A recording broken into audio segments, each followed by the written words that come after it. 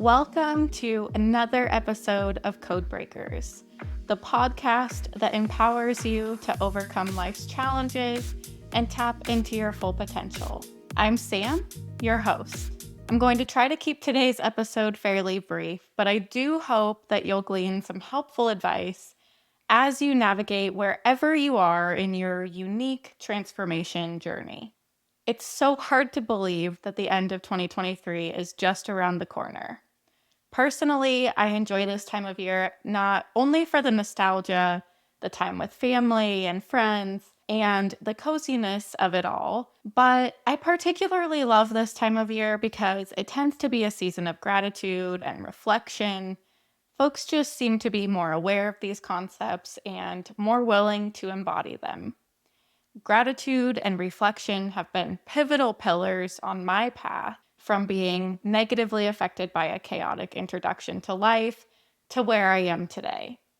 So I've already given a lot of thought to how this year has transpired for me versus how I thought or intended it would go. And honestly, they're quite different.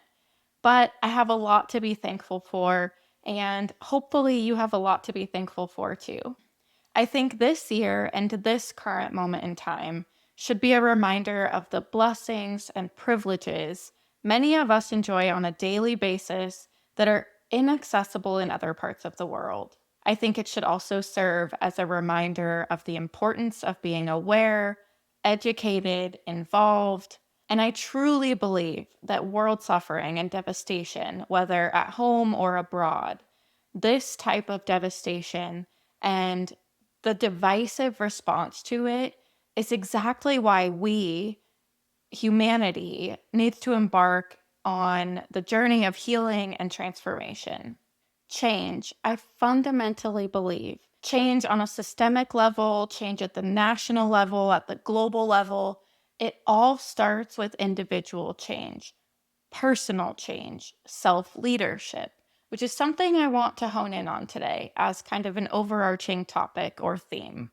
Now, when people lack empathy for the suffering others experience and seek either to reinforce the status quo or worse, regress to violence, physical as well as non-physical, which can include things like dehumanization, discrimination, they are participating in the erosion of the collective bond we can experience through shared humanity, through our shared humanity. There's a quote by Parker Palmer, author of A Hidden Wholeness, and he says, "Violence is what happens when we don't know what else to do with our suffering."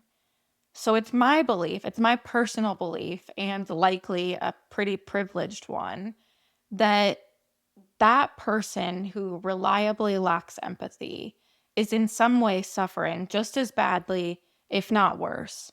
Perhaps not in the physical, immediate present, but in other ways that lead to a lifetime of continued suffering because they live in a constant state of perpetual fear and lack.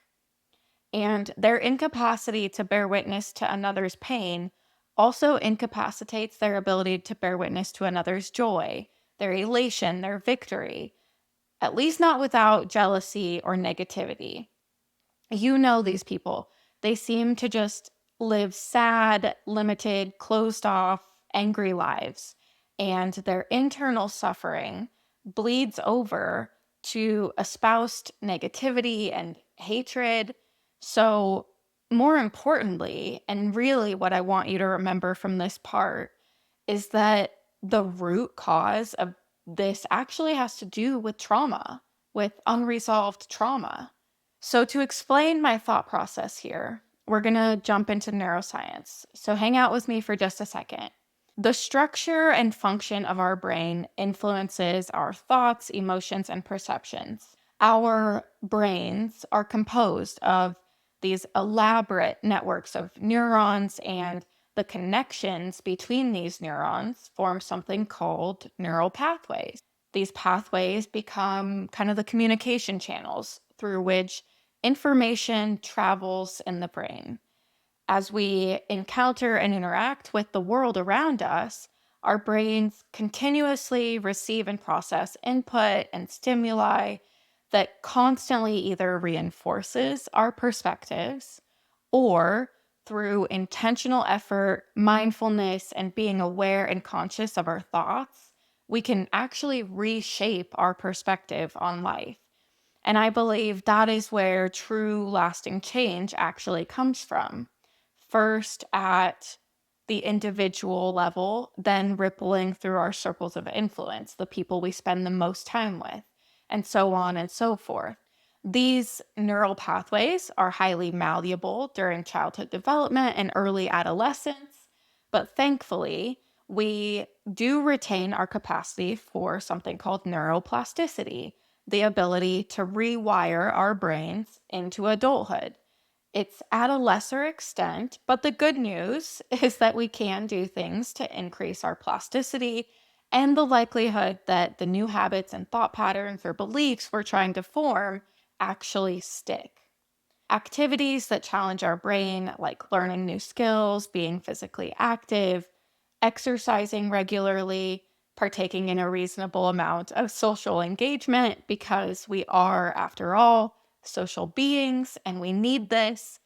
And then, of course, my personal favorite, practicing mindfulness.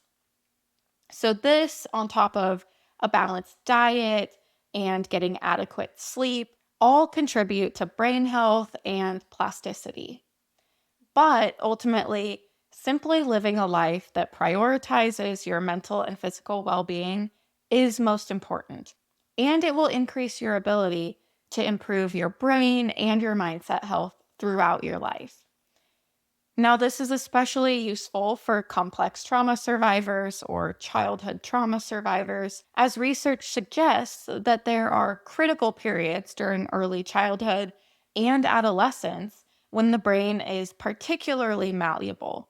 Generally, this is from up to the age of 5. And then there's believed to be this secondary heightened state of neuroplasticity between your teenage years and into our early 20s.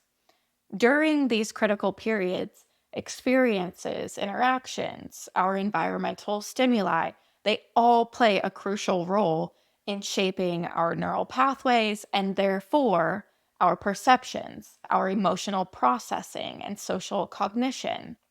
But many complex trauma survivors don't realize the complexity and the depth of their experiences until much later in life. And sometimes this makes it feel like we're completely screwed and just going to be this way forever. But science literally tells us otherwise. So, back to my point, my theory on the interconnectedness of trauma and lack of empathy. Thanks to neuroscience, we know that trauma fundamentally changes the brain. The amygdala, responsible for emotional processing, becomes hyperactive, heightening our fear reactions and impairing our ability to perceive neutral stimuli accurately. Simultaneously, the hippocampus, where our memories are stored and what really bears the brunt of trauma, mostly influences our ability to recall and process emotions tied to a specific event or events, which then gets stored in the body, but that's probably an episode for another time. These changes alter the prefrontal cortex, affecting emotional regulation and decision making, and I think this is where that correlation exists. The alterations in our brain regions associated with trauma, especially unresolved, unprocessed trauma, particularly the amygdala, the hippocampus, and our prefrontal cortex, all contribute to changes in emotional processing and emotional regulation. Now, while trauma and trauma responses, the whole human experience, is nuanced, some common threads I've noticed include an inability to properly process and regulate our emotions and our nervous system, which makes people more susceptible to feeling overwhelmed and unable to engage with or understand the perspectives of others, making it difficult to consider what it's like walking in someone else's shoes. Alternatively, or maybe additionally, if we feel like there's nothing we can do to control what we're seeing or experiencing, we may avoid the reality altogether, distancing ourselves emotionally and essentially turning the other cheek. Kind of this, it doesn't affect me directly, so I'm not going to worry about it type of perspective. Both of these are a dangerous approach if we seek to create a better world for ourselves, for future generations, and for our fellow human beings. All right, shifting gears a little bit, some good news. Neuroscience also proves we're capable of change, that our brains are capable of change. And understanding the process and concept of synaptic plasticity or neuroplasticity is crucial to accepting the validity of this statement and understanding how our brains actually adapt and evolve. When we engage in certain thoughts or behaviors repeatedly, the connections between neurons, the synaptic connections between neurons strengthen, creating more efficient pathways for information transmission. This is what I mean when I talk about rewiring your brain. It's what I've had to work very intently on doing for the last several years.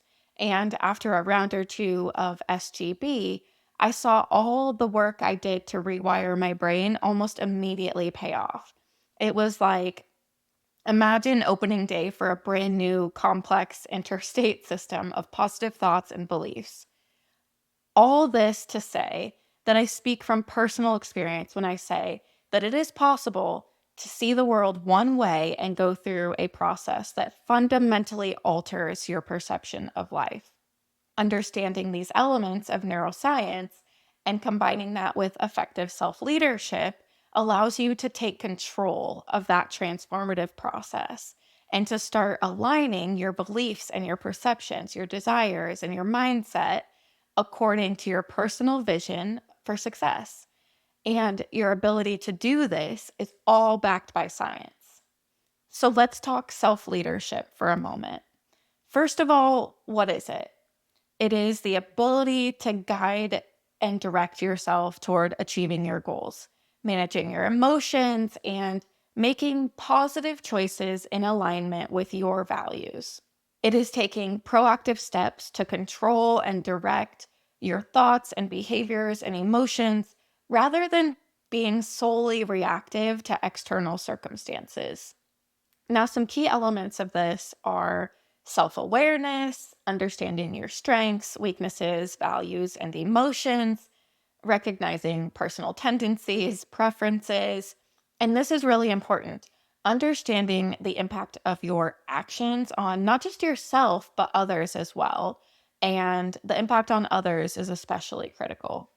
Self regulation is another key component, the ability to manage your emotions, impulses, and behavior, which includes staying focused on long term goals, resisting distractions, and maintaining composure in challenging or stressful situations.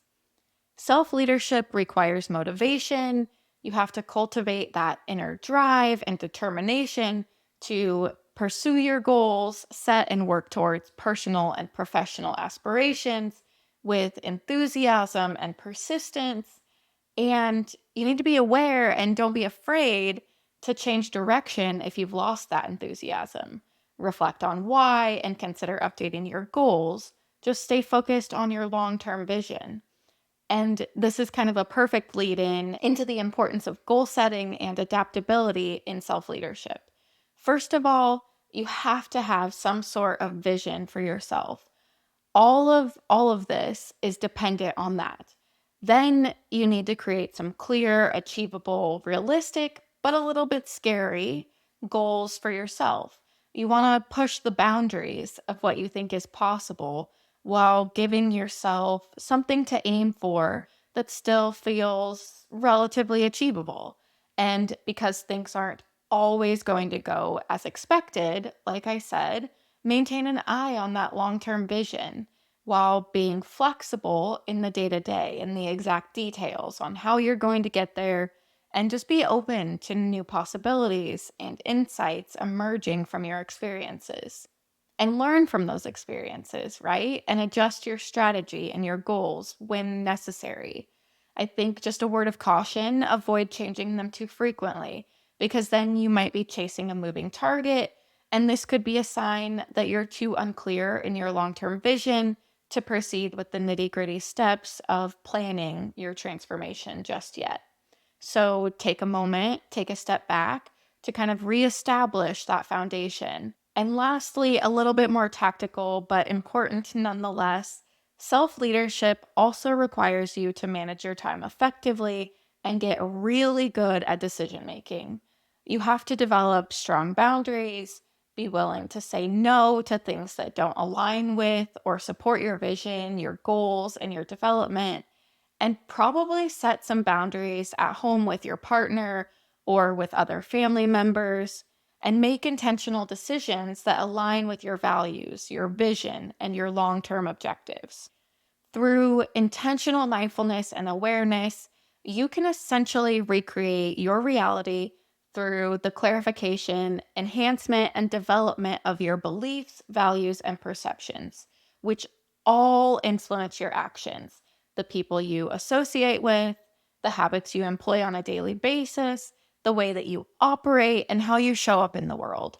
And so, back to my original point, your ability to recognize suffering and injustice and feel called and empowered to do something about it will also likely evolve. I think it's worth noting that you don't embark on this journey without needing to confront the shadow sides of yourself that hold you back and leave you feeling fearful and limited. And often, these are the same pieces that affect your ability to empathize with others. So when you start inspecting this part of yourself, you begin to recognize the importance of having compassion and empathy for one another. And this feeling becomes more powerful as you develop more compassion and empathy for yourself through a process of self-discovery and transformation. And eventually you recognize our interconnectedness and the shared responsibility we all have in contributing to a more equitable and just world. You recognize the need for fostering inclusivity, understanding, and solidarity, not only in times of global challenges, but as an ongoing commitment to building a more compassionate and interconnected world. I opened this episode by saying that this moment should be a reminder of the importance of being aware, educated, and involved. I want to reiterate that. I also want to emphasize my belief that personal transformation leads to collective transformation. So as we reflect on Christmas and the holiday season, the upcoming election, the horrendous acts of violence we have all witnessed this year, I hope you find inspiration to actively pursue your own healing and transformation journey, while also engaging in efforts that uplift marginalized voices, address systemic injustice, and extend a helping hand to those who need it. I hope as you reflect, you are reminded of the power of love this holiday season and inspired to believe that together we can strive for a future where empathy and compassion are not just sentiments, but catalysts for positive change, and where our actions contribute to a world where everyone can experience the blessings and privileges that should just be a birthright for every human being. Until next time, remember, you have the power to break your own code and rewrite your story. Sometimes that work might have impacts far beyond your current understanding. Thank you for joining me today. To those of you who have reached out or watched or listened to multiple episodes, I want to send a sincere thank you to you for being here and being a part of this piece of my journey. I'm going to take a break for a couple of weeks, but I have a lot of exciting things in store for 2024. I hope you'll join me again after the new year. I look forward to sharing an incredible year of growth and transformation with you. Make sure to hit that subscribe button on your way out. Thank you again, and I'll see you soon.